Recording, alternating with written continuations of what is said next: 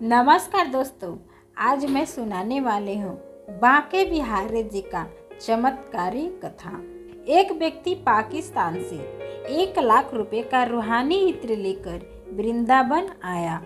उसने संत श्री हरिदास जी महाराज और बांके बिहारी जी के बारे में बहुत सुना था। उसके मन में आया कि मैं बिहारी जी को ये इत्र भेंट करूं। उस इत्र की खासियत थी कि अगर बोतल को उल्टा कर दिया जाए तो भी इत्र धीरे धीरे गिरेगा और उसकी खुशबू लाजवाब थी। जब वे वृंदावन पहुंचे तो उस समय संत जी एक भाव में डूबे हुए थे। संत देखते हैं कि राधा कृष्ण दोनों होली खेल रहे हैं।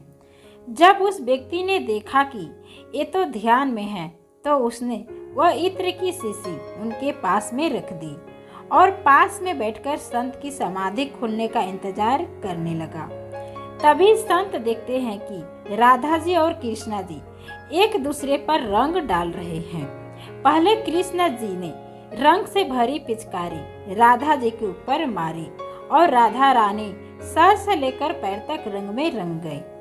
अब जब राधा जी रंग डालने लगी तो उनकी कमोरी छोटा घड़ा खाली थी।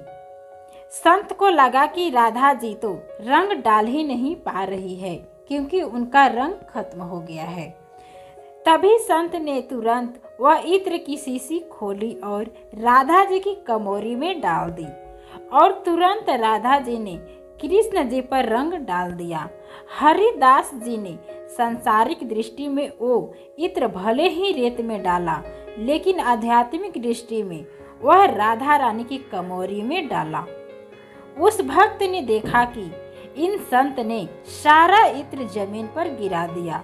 उसने सोचा, मैं इतने दूर से इतना महंगा इत्र लेकर आया था, पर इन्होंने तो इसे बिना देखे ही सारा का सारा रेत में गिरा दिया।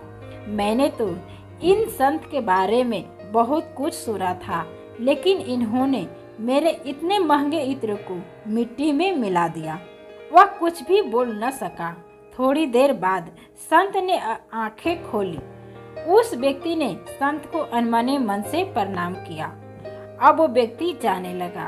तभी संत ने कहा, आप अंदर जाकर बिहारी जी के दर्शन कराएं। उस व्यक्ति ने सोचा कि अब दर्शन करे या न करे क्या लाभ। इन संत के बारे में जितना सुना था सब उसका उल्टा ही पाया। फिर भी चलो चलते हैं, समय दर्शन कर लेता हूँ, क्या पता कभी आए या ना आए।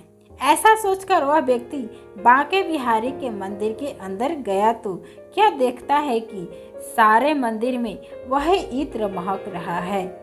और जब उसने बिहारी जी को देखा तो उसे बड़ा आश्चर्य हुआ। बिहारी जी सिर से लेकर पैर तक इत्र में नहाए हुए थे।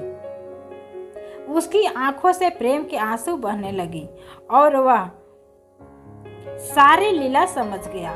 तुरंत बाहर आकर संत के चरणों में गिर पड़ा और उन्हें बार बार प्रणाम करने लगा। संत जी, मुझे माफ कर दीजिए, मैंने आप पर अविश्वास दिखाया। संत ने उसे माफ कर दिया और कहा, भैया तुम भगवान को भी सांसारिक दृष्टि से देखते हो, लेकिन मैं संसार को भी आध्यात्मिक दृष्टि से देखता हूँ। तो दोस्तों, आशा है कि बांके बिहारी जी की कथा पसंद आई होगी। कहानी पसंद आई तो लाइक और सब्सक्राइब करना बिल्कुल न भूलें। Thank you.